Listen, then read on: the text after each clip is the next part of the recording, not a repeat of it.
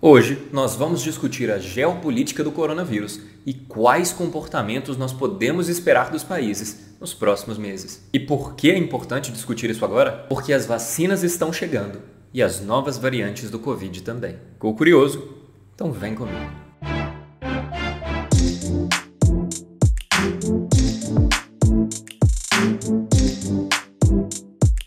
Olá, seja bem-vindo ao Nick Internacional. Meu nome é Bernardo Nicolau e serei o seu anfitrião. No vídeo de hoje, nós vamos falar sobre a geopolítica do Covid. Basicamente, nós vamos falar como o Covid afetou as relações entre os países e o que nós podemos esperar dessas mudanças ao longo dos próximos tempos. Claro, não dá para falar de tudo, então eu selecionei 3 pontos para a gente discutir no vídeo de hoje. Primeiro, como o Covid deve afetar os fluxos de produtos e pessoas, usando o caso mais recente do Reino Unido e as vacinas como base. Em segundo lugar, nós vamos falar sobre como o Covid deve afetar os governantes de países e eventuais campanhas políticas nos próximos tempos. E por fim, nós vamos falar sobre como o Covid afeta a dinâmica de poder entre os países. Se você sentir falta de algum outro ponto ou quiser discutir um outro aspecto, deixa um comentário aqui embaixo. Aí a gente pode conversar mais e, dependendo do ponto, quem sabe não sai um próximo vídeo sobre o assunto.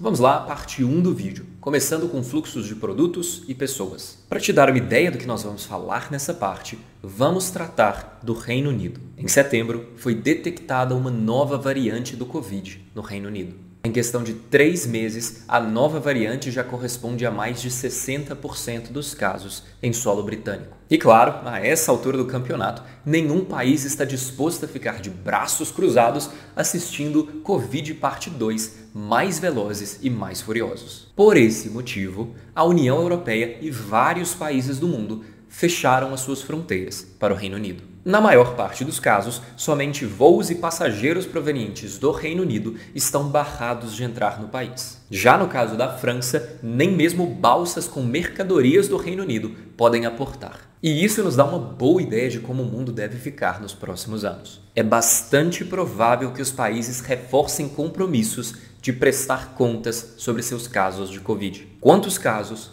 Quais variantes? Em que lugares? E é provável, com base nisso, que o mundo determine protocolos específicos de restrição de voos e transportes. A depender do tipo de Covid e do número de casos, essas restrições podem ir a uma restrição de passageiros, a uma restrição de mercadorias, até uma restrição total de qualquer viagem. E isso ganha ainda mais uma variável com as vacinas. Já é prática comum que os países exijam vacinas de quem quer entrar no seu território. Para viajar para a Índia, por exemplo, você precisa de um comprovante de vacinação contra a febre amarela. Agora, com o Covid, isso será algo ainda mais consolidado. Exigir vacinas deixa de ser a exceção e se torna a regra. E de um jeito ainda mais complexo. Todo mundo viu a grande competição para determinar quem liberaria a vacina mais rápido. Todo mundo viu, também, que países com técnicas diferentes produziram vacinas com eficiências diferentes. E todo mundo sabe que essas vacinas se tornaram um instrumento de disputa política. Agora, com a exigência de vacinas para viagens internacionais,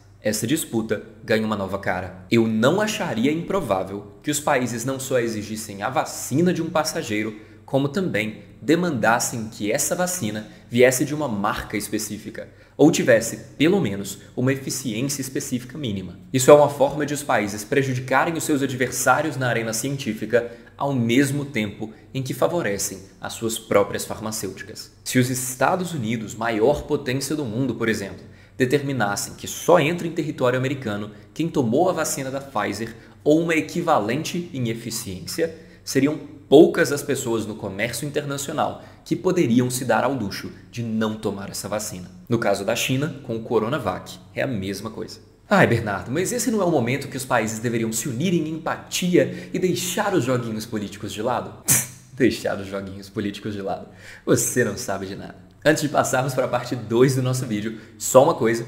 Se gostar desse vídeo, então, por favor, dá sua curtida aqui embaixo para valorizar o conteúdo para o YouTube. E claro, se quiser continuar a ser o jacaré mais informado da sua lagoa, então não deixe de se inscrever aqui no canal para não perder nenhum envio. Sem mais delongas, vamos à próxima parte. Agora, vamos falar sobre os governantes. Se a resposta dos governantes mundiais ao Covid fosse um barco, eu afundava ele por dó. Tem muitas histórias mal contadas, muitas pontas soltas, muita hesitação, e em cada um desses tropeços, milhares de pessoas morreram. Está sendo uma prova de fogo e já tem muitos líderes bem passados por aí. E é aí que entra a nossa análise. O Covid, por bem ou por mal, deve ser um divisor de águas para a política em um futuro próximo. O diálogo sobre sistemas de saúde e gestão de crises deve ocupar o centro da arena pública por pelo menos alguns anos, e é provável que os líderes responsáveis pela gestão do Covid sejam trocados. Foi o caso de Trump, por exemplo. O debate sobre saúde ocupar o holofote não significa que as pessoas vão ficar mais inteligentes e mais conscientes sobre saúde pública.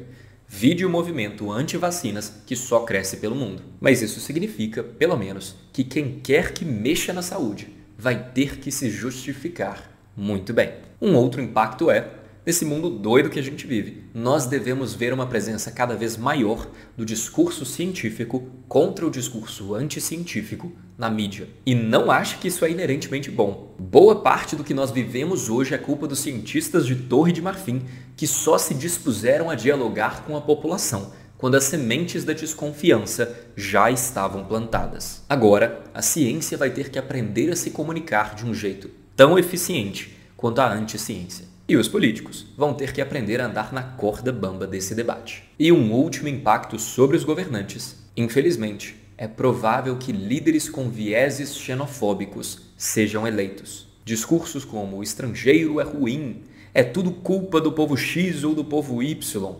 tudo de ruim veio de tal lugar, devem se espalhar. Eu peço encarecidamente para vocês não caírem na armadilha mais antiga da humanidade de tratar o outro como mal encarnado. Isso não faz jus ao século XXI. Mas, para a tristeza geral da nação, eu sei que muitas pessoas vão cair nesse discurso. A história se repete. Finalmente, a parte 3 do nosso vídeo, como o Covid vai afetar a dinâmica de poder entre os países. Muitos analistas assimilaram a corrida por uma vacina à corrida espacial da Guerra Fria. A corrida espacial foi uma competição científica entre Estados Unidos e o RSS para conquistar o espaço. Ao fazer isso, os dois países esperavam mostrar supremacia intelectual e política ao adversário e à comunidade internacional. Claro, a dança das vacinas pode entrar nessa mesma categoria, mas eu acho que vai mais além. Mais do que apenas a criação da vacina, que quase todos os grandes conseguiram fazer em um período bem similar de tempo,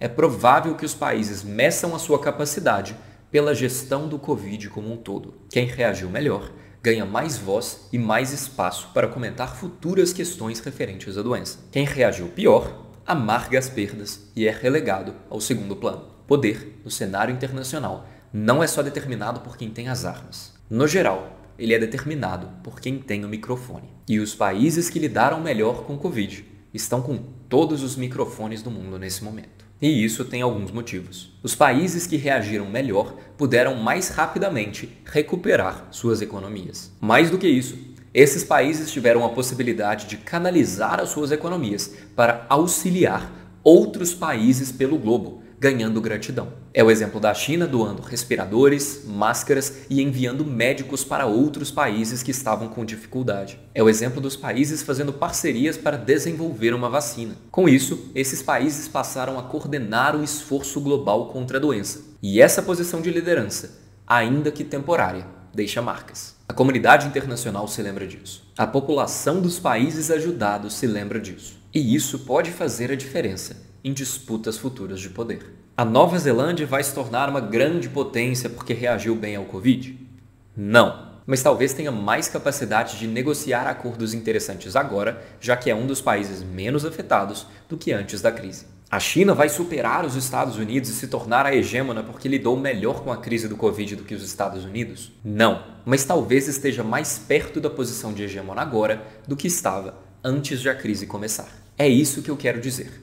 São gotas de influência acumuladas em um período difícil. Mas gotas, em quantidade suficiente, podem formar uma onda que te carrega em direção ao seu objetivo final. E mais do que isso, os países que reagiram mal à crise, em boa parte dos casos, sacanearam os outros países, barrando, por exemplo, a exportação de respiradores, máscaras, medicamentos e outros equipamentos importantes para combater o Covid. Não que isso não seja compreensível nesse cenário de crise, mas deixa aquele gostinho amargo na boca de quem ficou sem. E novamente, os países se lembram e a população também. E isso pode pesar contra alguns países no futuro. Essa é uma passada rápida por algumas das disputas políticas em torno do Covid. Eu espero que você tenha gostado. Se quiser saber de mais alguma coisa, então deixa um comentário lá embaixo para a gente discutir mais. Se gostou do vídeo, então por favor, deixa o seu like aqui embaixo para valorizar o conteúdo, manda para aquele seu amigo que vai se interessar pelo que está aqui. E claro, se quiser continuar se informando mais de temas do Brasil e do mundo,